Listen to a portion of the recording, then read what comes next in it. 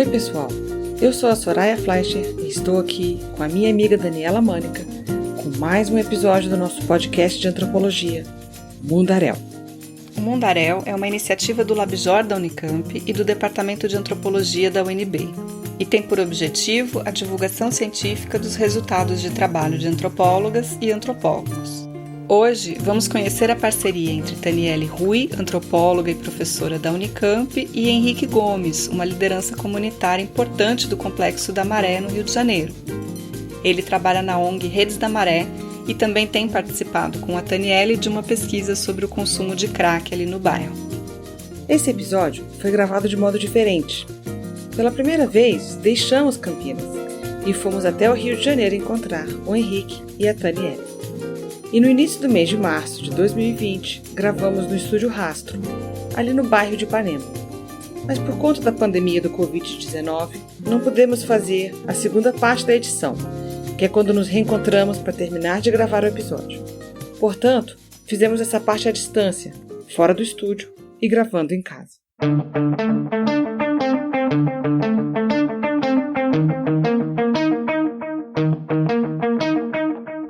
Através dos dias intranquilos de sonhos, reinventamos alguma força, balançamos, escalando um espaço dentro dos olhares perdidos. É como querer acender velas em desertos de vento, só que no fósforo o que risca é atrito de vontade. Vou começar então perguntando e pedindo para o Henrique nos contar um pouco da história dele em relação à maré, em relação a crescer na maré, o que é a maré. Meu nome é Henrique, eu moro na Maré desde os 6 anos de idade. A Maré é uma favela que fica na zona norte do Rio de Janeiro. É uma favela com 16 favelas, na verdade é um complexo da Maré, que vivem hoje 140 mil habitantes e fica bem próximo ao centro e na entrada da cidade do Rio, até para quem vem de fora, que é ao lado do aeroporto internacional do Rio. E, enfim, é um lugar muito, para mim, é um lugar muito vivo, né? Eu não conheço outros espaços de favela que tenha, por exemplo, a quantidade de equipamento público dentro de uma favela, que sempre tem essa ideia, né, de que favela é ausente, o poder público não está presente, mas assim, isso faz parte da luta de vários moradores durante os últimos 30 anos. Então, a Maré é um lugar com 45 escolas públicas, tem 6 clínicas da família, então tem uma presença forte também do poder público. Então, eu fui crescendo ao longo dos últimos 30 anos na Maré, vendo todo esse processo de mudança. Henrique, você toca, né? Você é músico. Como que foi ser músico na Maré? Então, a Maré é uma das poucas favelas que tem a maioria dos grupos armados que existe aqui no Rio de Janeiro, né? Então, tinha uma certa dificuldade, de fato, de mobilidade dentro da favela, porque tem esse histórico de, é um lugar violento se você passar de um lugar para outro. Então, desde que eu era criança, eu ouvia essas conversas. A música, na verdade, ela me habilitou porque eu comecei a ultrapassar essas barreiras, porque eu ia encontrar os amigos de outros lugares, de outras favelas, eu ia tocar em outros lugares. Então, eu acabei conhecendo bastante o território, bastante gente dentro do território da Maré por conta dessa circulação através da música, que acho que isso que foi uma das principais ferramentas para eu construir esse repertório da Maré, né, como eu usei para trabalhar nas pesquisas depois. Dos 140 mil habitantes, quase a metade veio do Nordeste ou tem uma origem familiar do Nordeste. Primeira coisa, é você ser essa referência nordestina, então como o nordestino era estigmatizado, também por estar na favela. Então essas eram duas coisas. Quando eu ia procurar emprego, dependendo do lugar, eu falava que morava em Bom Sucesso, que é o bairro ao lado da Maré. Então eu fui crescendo, na verdade, começando a criar uma certa vergonha, como a maioria das pessoas que moram na favela, porque o estigma para morador de favela é esse, que é um lugar de criminosos. E até hoje, né, tipo um Uber ou Waze, você não consegue entrar dentro de uma favela. Então, essa relação ainda continua, é pouco tempo isso. Então, eu cresci nesse lugar até começar a ter alguns encontros, né, que acho que é o motivo dessa conversa, para começar a ter uma percepção um pouco diferente desse meu lugar. Que aí acho que quando eu começo a trabalhar nesse lugar de pesquisa, de contribuir nessas pesquisas, que a gente vai falar um pouco mais. Dani, e a tua formação, né, assim, você é de São Paulo, mas acabou vindo fazer pesquisa no Rio. Eu sou toda formada pela Unicamp, né, que é a Universidade Estadual de Campinas. É ali que eu começo a fazer um projeto de extensão relacionado a criança, adolescente em situação de rua.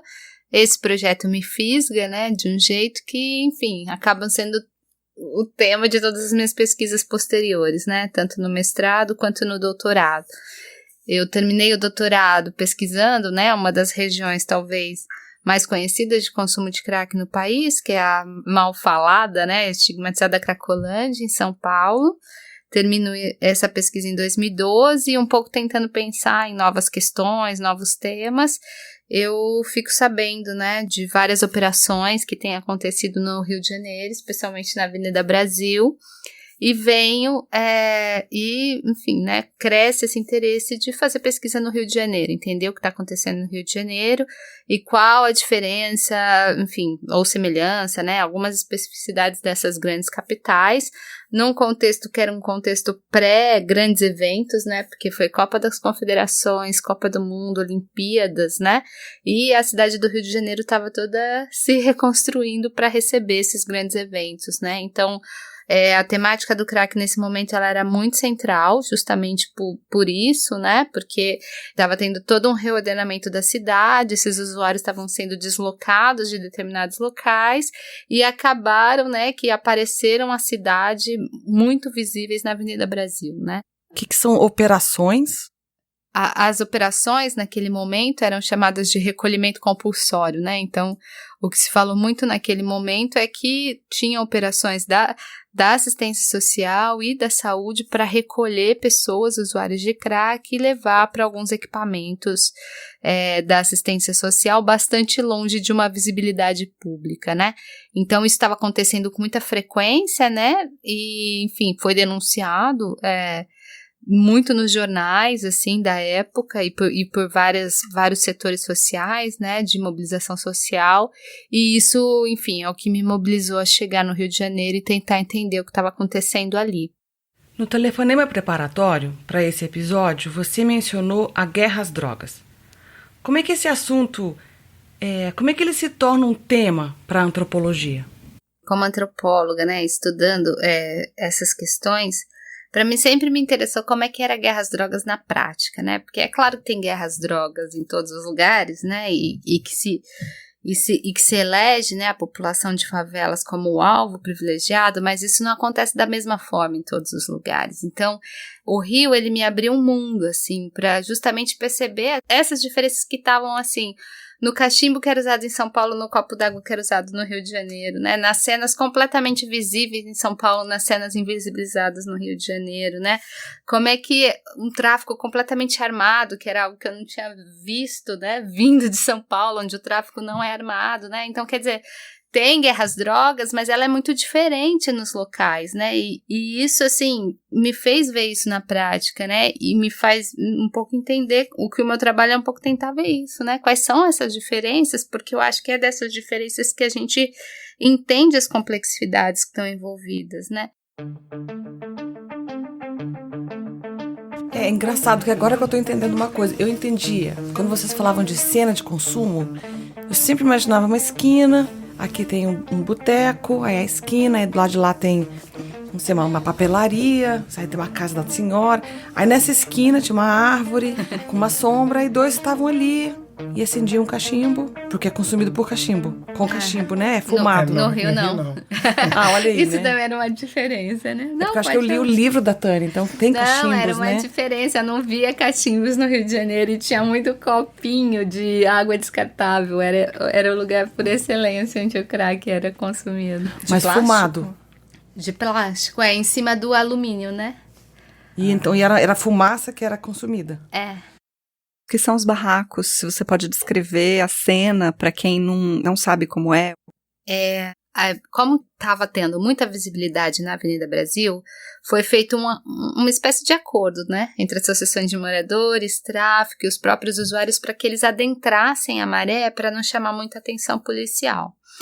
Então, o lugar onde eles ficaram era uma esquina, que não é uma esquina propriamente de moradia, ele tem muitos galpões, né, abandonados, mas nessa esquina eles foram construindo aquilo que num primeiro momento era um barraco de madeira e lona preta. Eu lembro muito da sensação das lonas pretas cobrindo, né, a fixação dessas pessoas ali naquele local.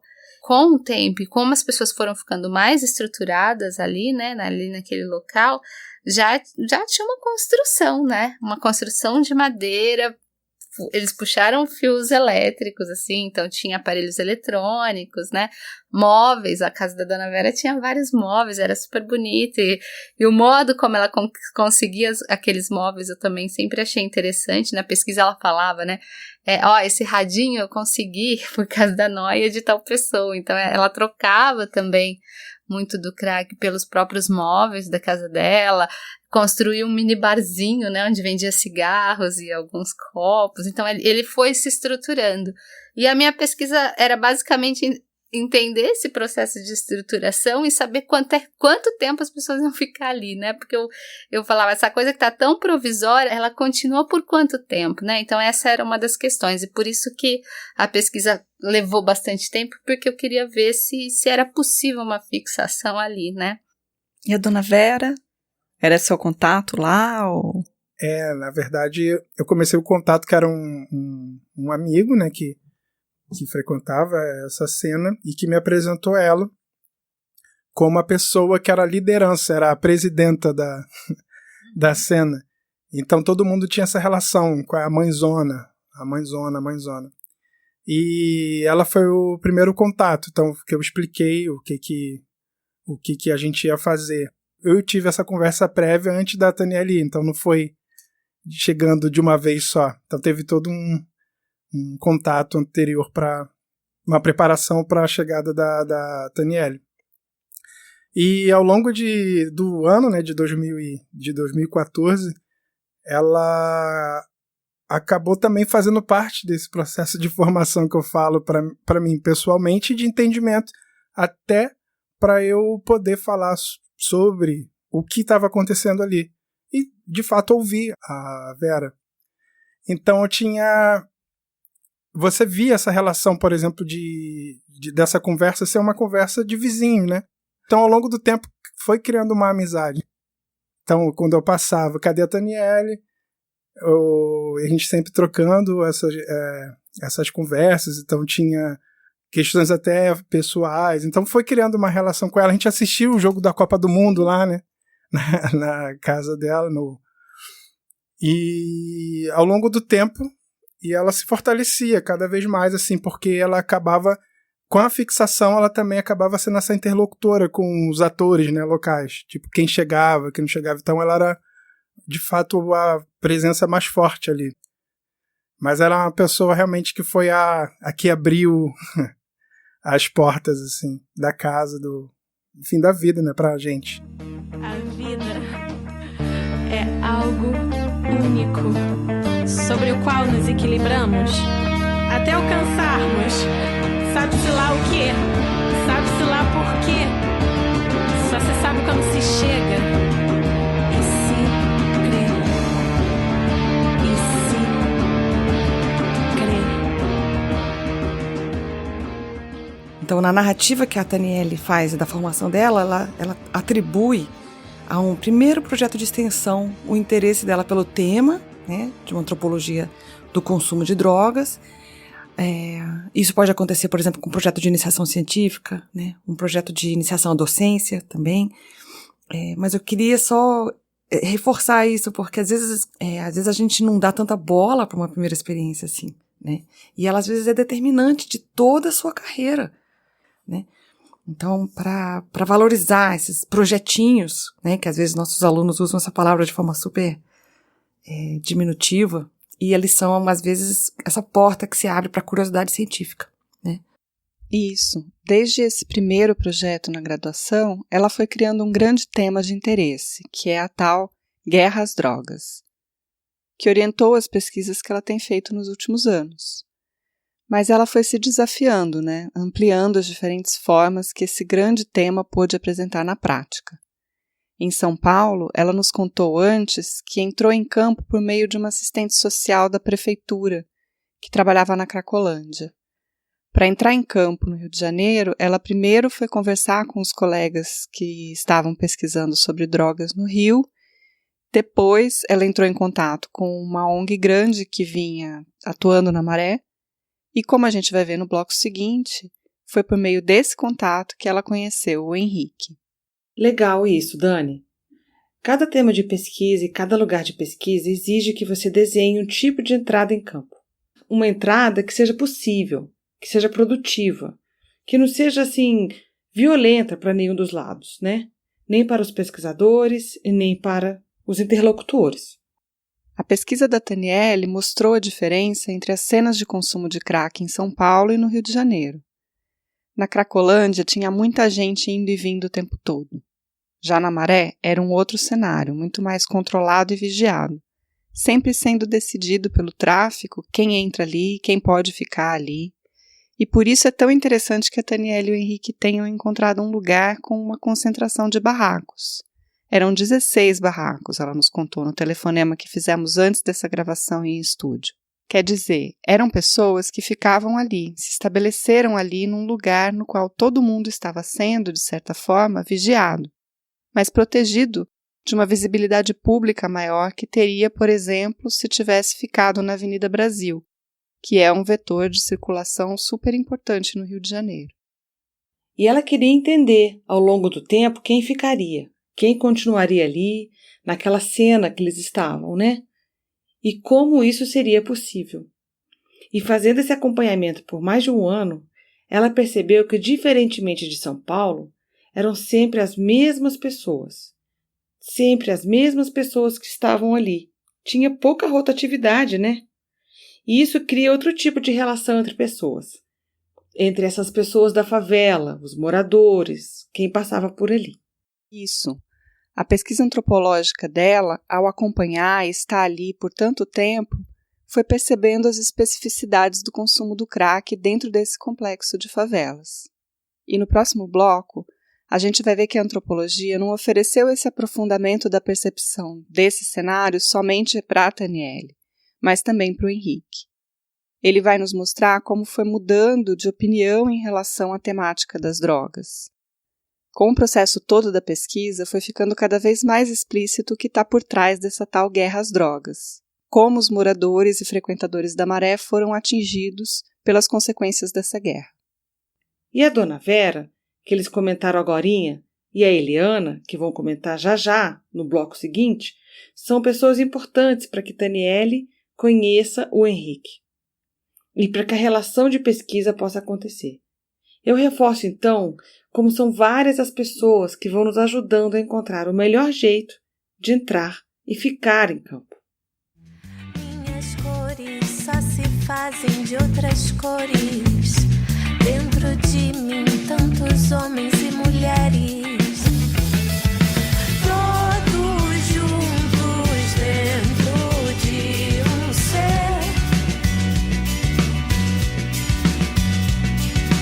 Todos sonhos dentro de uma voz.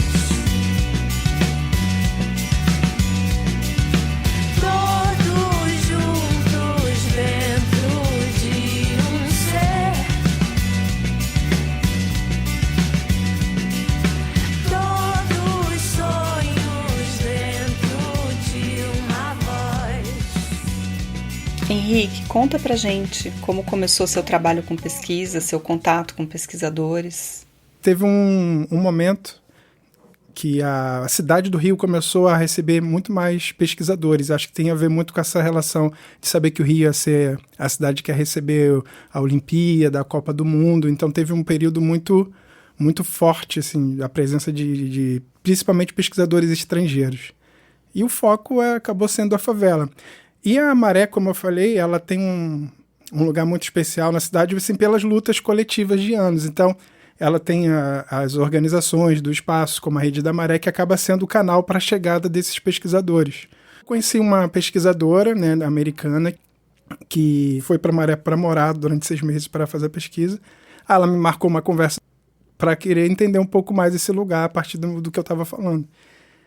E para mim eu não entendia que aquele conhecimento de fato era uma coisa tão importante assim. Então a partir daquele momento comecei a ter uma percepção diferente do meu lugar. E comecei a construir isso ali. Não sozinho, mas assim, foi um processo de construção coletiva. Todo mundo que eu estava me relacionando.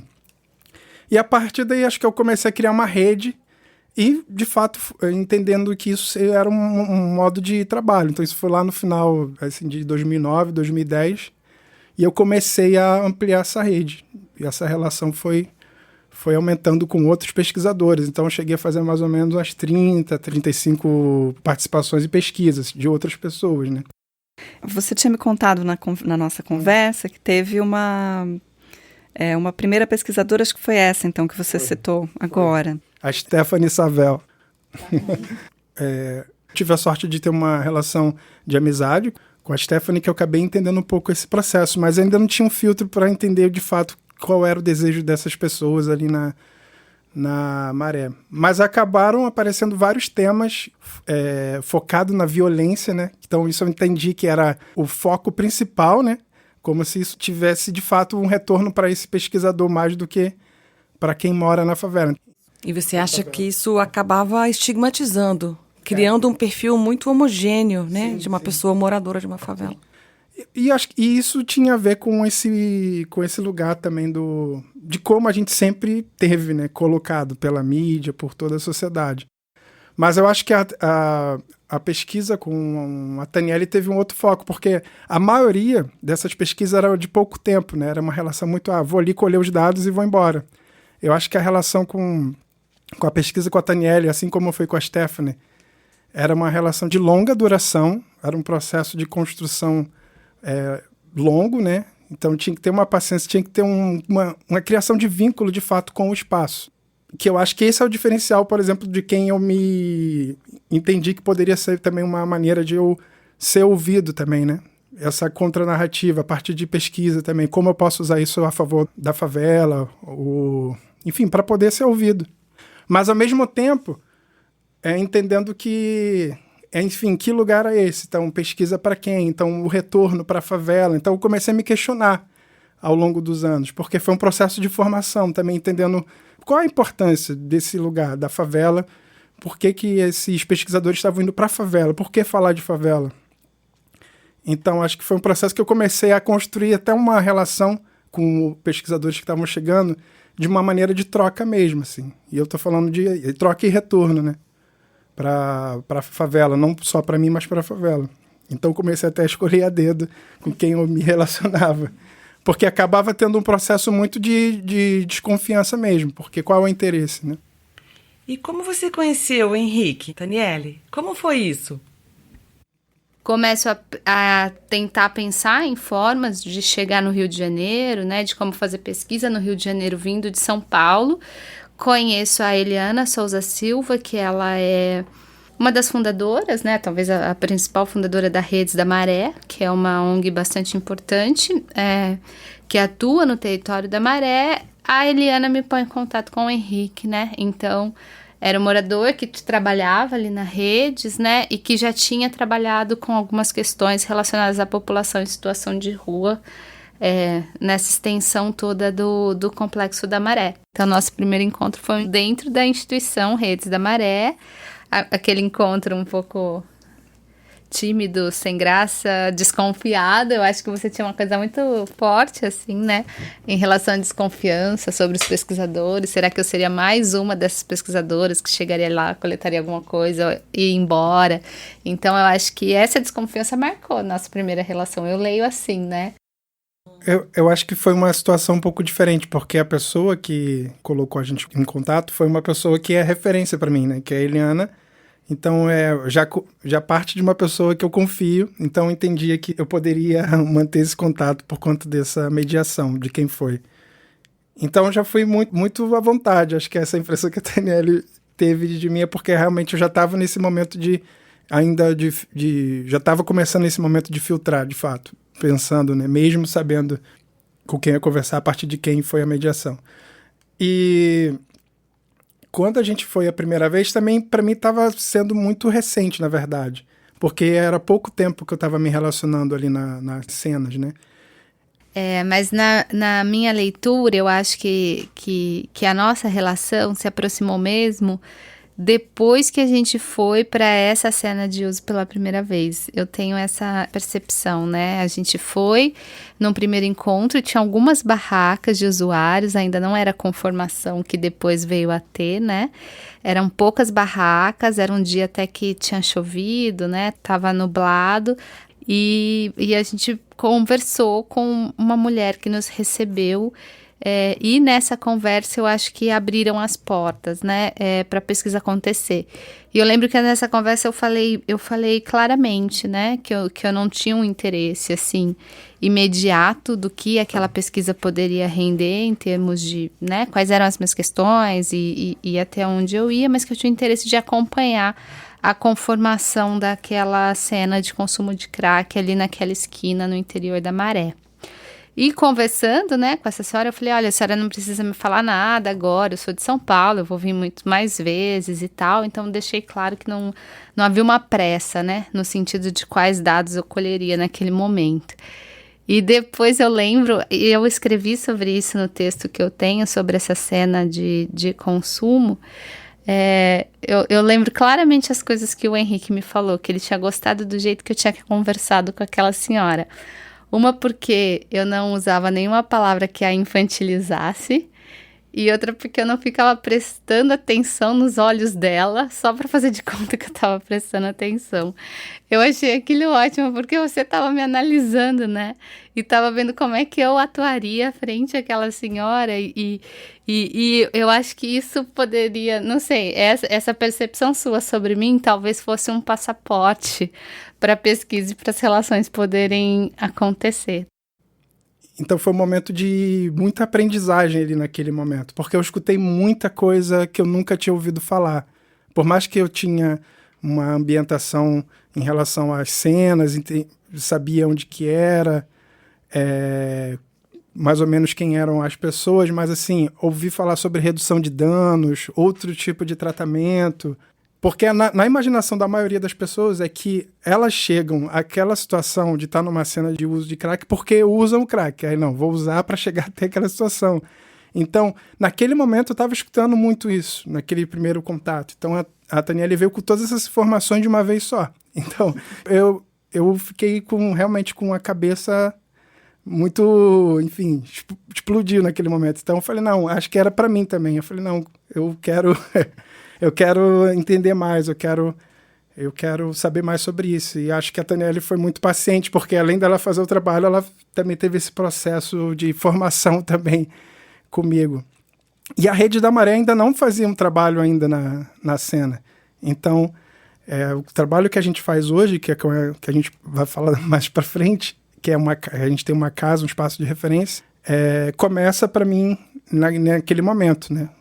Que eu estando nesse lugar, de entendendo esse espaço de cena de uso de crack como eu entendo hoje, né? E para mim, assim, o Rio era um território super desconhecido, né? Eu vinha já de ter pesquisado São Paulo, de estar naquela cena, mas o Rio era desconhecido e eu estava extremamente vulnerável no Rio de Janeiro, tentando fazer essa pesquisa. E eu era completamente dependente do Henrique. Então, você quase se colocar numa condição de dependência e confiança, né? Que envolvia a minha própria vida, às vezes, né? Eu precisava, de verdade, do Henrique confiando em mim e eu podendo confiar nele, né? Então, eu acho que foi uma relação de pesquisa onde eu também me vi completamente vulnerável, né? E completamente dependente de alguém para conseguir fazer uma pesquisa. Então, enfim, né? Agradeço. Eu confiei em você. Né? Muita coisa, assim. Foi legal. Que bonito isso. Como que você vê isso, Henrique? Isso que ela acabou de falar, da confiança, da dependência, né? Da vulnerabilidade como pesquisadora. Ainda mais para uma feminista. Isso é sempre difícil, a gente depender de outra pessoa. Muito! Eu acho que ao longo do tempo eu também fui aprendendo muito a entender, assim, a ouvir, a entender outras perspectivas, né? E eu acho que a forma como a Taniele se colocou naquele momento, acho que ficou claro que em algum momento ela dependia, mas eu não via, assim, acho que eu não enxergava da forma que ela está falando, dessa dependência.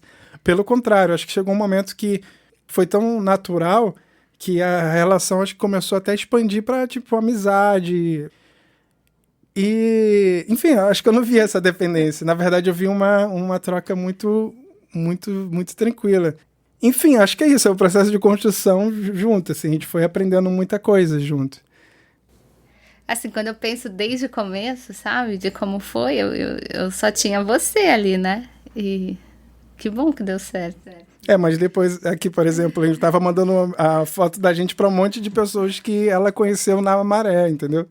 Ah, eu tô aqui, a Taniele tá aqui, aí manda um abraço, manda um beijo. Então, ver que essa relação, ela continuou, é bem legal.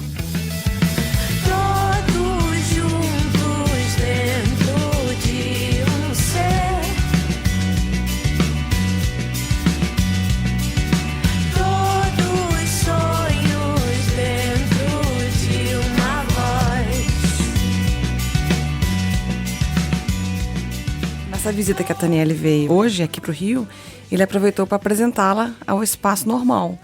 Então, foi a primeira vez que ela foi lá. Eu fiquei pensando em aproveitar isso e ela nos descreveu o espaço. Na verdade, eu fui chegando na esquina e vendo o Espaço Normal, né? E fui abrindo um grande sorriso por ver que muitas das coisas que a gente foi conversando, né? Que eu vi acompanhando se desdobrar no trabalho do Henrique, no trabalho da Maíra, estava materializado espacialmente, né? Então, o Espaço Normal, primeiro, ele é roxo, né? Quase lilás. Ele tem um quê de feminino, né? Para uma situação e para uma cena que é densa, né? E daí tinha um fogão e tinha uma pessoa cozinhando, tinha sofás, onde a gente sentou, inclusive, para conversar, tinha banheiros, tinha um lugar onde tinha doação de roupas e tinha uma outra salinha onde as pessoas estavam vendo televisão e vídeo, né? E daí a ideia, né, era um pouco a materialização disso, né? Um espaço que fosse uma convivência, quase uma espécie de uma reprodução daquilo que seria uma casa, né? E aberto, né? As portas completamente abertas, porque a ideia é ser aberto, né? Para quem chegasse, para quem estivesse precisando. Em determinado momento a comida começou a ser feita. E na hora que eu vi, tinha 50 pratos de arroz e feijão e as pessoas consumindo, comendo e conversando e falando, né, sobre as suas vidas, sobre como é que estava a rua, como é que estava o abrigo, né, algumas procurando assistente social, outras procurando advogado e assim, né, com corpos marcados, né, completamente marcados pelo consumo radical, né, de drogas, assim, mas com muita vida, né, e com muita coisa acontecendo ali. Eu não conheço um espaço igual esse, né, em outros locais, ainda mais eu conheci o Centro de Convivência de Lei em São Paulo, mas ele fica no centro de São Paulo, agora no interior de uma área de favelas, completamente aberto, dizendo Centro de Referência de Drogas com Tráfico na esquina, assim, é uma coisa completamente nova, né, e bem legal de ver. O Espaço Normal, ele existe há 1 ano e meio, né, quase 2 anos. Como a Taniele falou, tipo, isso dentro de uma favela, a favela, de fato, você falar e ouvir falar sobre redução de danos é algo muito, enfim, eu nunca tinha ouvido, acho que a maioria das pessoas também não tinha ouvido. A nossa referência dentro de favela sempre foi a igreja, era o primeiro lugar. Falar sobre tratamento era igreja e comunidade terapêutica.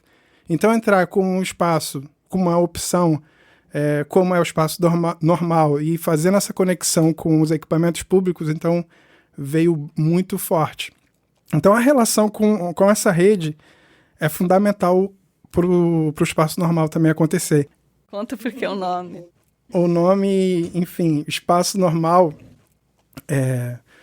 Assim que a gente estava fazendo a obra da casa, a casa fica na Nova Holanda, que é uma das favelas da Maré. Uma dessas cenas, que é a cena, no caso, que eu e Taniele trabalhamos e que foi o foco inicial do trabalho da Rede da Maré, ela é perto da divisa de 2 grupos armados e era um lugar de muito conflito. Então acho que até por isso também eles ficam naquela área, entendeu? Porque é um lugar que ninguém vai questionar, então eles ficam numa área mais tensa. E houve uma troca de tiros e uma pessoa, que é o Carlos Roberto, que o apelido dele era Normal, ele recebeu um tiro, né, de bala perdida e faleceu. O Normal, ele era, assim como a Vera, ele era uma referência naquela cena. Então todo mundo tinha um carinho muito grande por ele. E estava no período que a gente estava para inaugurar a casa e pensando no nome. Então todo mundo da cena falou, vamos colocar o nome do Normal. E acho que colocar isso não só para falar do Normal, do Carlos Roberto, mas de todas as pessoas também que são vítimas, né? Dessa dinâmica de violência. E foi daí que surgiu. Aí acaba sendo essa ideia de normalidade. Quando a gente fala espaço normal é para pessoas normais, então sempre tem essa pergunta, né? O nome é muito bom. Minha história continua outras histórias. As chegadas se transformam em partidas. E as ideias derrubam velhos valores, renovando a consciência coletiva. É muito interessante a diferença de percepção dos dois sobre o lugar da dependência da antropóloga em relação ao interlocutor, ao parceiro de campo. O Henrique me pareceu um pouco surpreso. Ele não tinha se dado conta. Então, assim, é interessante porque pode ter a ver com ela ter colocado ter se colocado de forma muito forte, de muito segura, às vezes também com muita experiência de pesquisa, né? E ele ter visto mais isso do que, por exemplo, o medo em campo, né? O medo, inclusive, do não conhecer aquele tipo de cena, aquela cidade, né? Aquele tipo de favela. Então, esse é um tema que é pouco falado, eu acho, na pesquisa antropológica, que é o medo que a gente tem de tantas coisas absolutamente desconhecidas quando a gente primeiro chega em campo. Eu acho que a antropologia, ela, em geral, ela constrói, desde os seus primórdios, um lugar muito heróico, né? De que eu fui, fiz, né? Entendi, volto, escrevo, publico e tenho uma carreira. Então, é uma narrativa muito redentorista, eu acho. E ao contrário, acho que nossos episódios têm mostrado como temos diferentes tipos de emoção em campo, né? Antes do campo, quando a gente entra, quando a gente sai. E eu achei muito interessante isso. Tem essa coisa, nesse caso deles, né, de ela ser uma pesquisadora paulista, branca, né, chegando no Rio de Janeiro, e ele ser um morador negro da favela da Maré, né, que encontra essa pessoa, né. Então, eu achei engraçado ele ter tido esse choque de realidade dessa insegurança dela. E acho que tem a ver com essa diferença também, né? Essa percepção de que a branquitude, de certa forma, facilita o trânsito, né? Talvez ele tenha partido um pouco dessa imagem, né? De que para ela fosse talvez mais fácil por isso, né? Não sei. Ele fala uma coisa que acontece de forma muito recorrente. Se você tem uma relação de confiança com aquela pessoa inicial, essa confiança é, em alguma medida, transferida para esse pesquisador que está chegando. E isso é muito interessante, né? Como as relações de confiança, elas iniciam, muitas vezes, uma relação de pesquisa e, às vezes, né, a gente espera que se adensem, né? E que aumentem, assim, essa relação de confiança. O Henrique se colocando nesse lugar tão interessante de preparar o campo antes da chegada dela, né? Que é uma transferência também, o que ele faz com a dona Vera, né? Ele vai lá, ele negocia, e aí ele transfere essa confiança que ele conquistou com a dona Vera para a Taniele entrar em campo com ele, né? Exatamente, né? Então ele vai falar com as pessoas antes dela chegar, vai, na verdade, sentir um pouco se essas pessoas estão topando, se há algum nível de abertura, né? E isso é super interessante. E, ao mesmo tempo, na conversa preparatória, ele falou sobre como ele estava tentando o tempo inteiro achar maneiras de a presença dessa antropóloga não fazer com que os moradores se sentissem desconfortáveis, né? Então isso tem tudo a ver com essa trajetória dele. A trajetória dele de cada vez mais crítico em relação à presença da pesquisa. E não queria mais encontros em que os moradores se sentissem invadidos, se sentissem aviltados, explorados, tendo seu tempo tomado, por exemplo.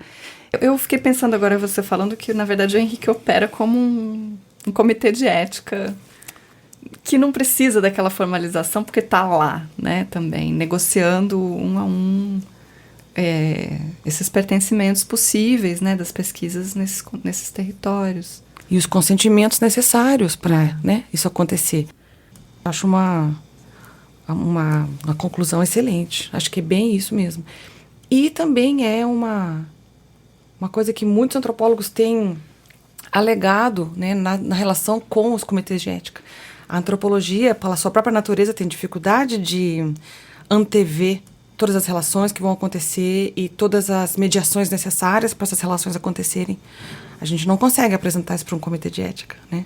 Porque tudo depende de como as pessoas vão nos ver, vão nos receber, né? Vão nos permitir ficar. E isso é tudo, né, pouco a pouco desenvolvido. E negociado na hora também, né? Ao longo do tempo. Ao longo do tempo, com várias pessoas, né? Então, a antropologia entende, historicamente, com muita clareza, a importância da avaliação ética da ciência. Isso é muito importante, sem dúvida. Mas, às vezes, a gente se sente passando cheques em branco para um comitê de ética. E não conseguindo honrar depois, porque a pesquisa segue os seus rumos próprios. E eu queria comentar uma última coisa. Se o Rio de Janeiro, a Maré, a Helena das Redes, a Dona Vera, o Normal e principalmente o Henrique ajudaram na pesquisa da Taniele, ajudaram a ensiná-la sobre o crack na cena carioca, a Taniele e todo esse processo da pesquisa dela também abriu caminhos de formação e de trabalho para o Henrique. O trabalho dele hoje é gerir uma casa de usuários dentro da Maré, e isso é possível também por conta da parceria entre os dois. Ele conhecia as cenas de uso, conhecia as pessoas envolvidas, mas talvez isso tudo não tivesse virado o mote do trabalho dele se ele não tivesse participado da pesquisa junto com a Taniele. Hoje, o Henrique trabalha diretamente nisso. Está associado a vários movimentos do Rio de Janeiro que problematizam a guerra às drogas e que batalham pela redução de danos e pela frente antiproibicionista. Isso mesmo. Ele chegou a nos contar que, no início, achava que quem usava crack tinha que parar e pronto. Não tinha outro tipo de tratamento, de abordagem, de acolhimento, nada disso. E hoje, no Espaço Normal, ele trabalha justamente como redutor de danos. Então eu acho muito interessante como participar de uma pesquisa pôde abrir todo um conjunto de reflexões sobre o lugar dele como morador de uma favela. E também um conjunto de possibilidades de troca e de retornos com a própria comunidade dele. E ainda pôde abrir todo um leque de possibilidades de pesquisas, viagens, trabalhos. A gente não tem nenhum caso assim nos episódios anteriores do Mundaréu, em que a relação com uma antropóloga tenha gerado esse tipo de coisa. Esse foi o 6º episódio do Mundaréu. Queremos agradecer especialmente aos nossos 2 convidados, a Taniele, que foi de Campinas até o Rio nos encontrar, e o Henrique, que estava acabando de chegar dos Estados Unidos e topou passar essas horas conosco. Também ao Dani Di, que nos assessorou super bem dentro do Estúdio Rastro, e a querida Clarice Rios, que nos hospedou e nos alimentou com mimos pernambucanos enquanto estivemos lá. Esse episódio foi produzido por nós duas e com apoio direto de Vinícius Fonseca, Júlia Couto, Milena Pérez, Bruno Campelo e Lucas Carrasco. Somos gratas aos financiadores de nossas bolsas de produtividade e bolsas de iniciação científica e extensão, a saber, o CNPq, a Universidade de Brasília, a Universidade Estadual de Campinas, através do PROEC e do SAI, e também a FAPESP. Para conhecer mais do trabalho da Taniele e do Henrique e sobre as músicas do Canto Cego, uma banda lá do Complexo da Maré, e da dupla Tatá e Danu, que é de Brasília, consultem os materiais extras em nossa página mundarel.labjor.unicamp.br ou na descrição do episódio do seu tocador. Sigam nossas redes, estamos no Instagram, no Twitter e no Facebook, Mundaréu Podcast. O impacto do Covid-19 nas comunidades de favela tem sido imenso. Se você quiser ajudar a Maré, há uma campanha muito bacana e muito bem organizada no site da ONG onde o Henrique trabalha. Na página deles você encontra como doar bem facilmente. www.redesdamaré.org.br. Conta pra gente o que vocês têm achado dos nossos episódios. Até mais! É isso, pessoal. Valeu! Até a próxima!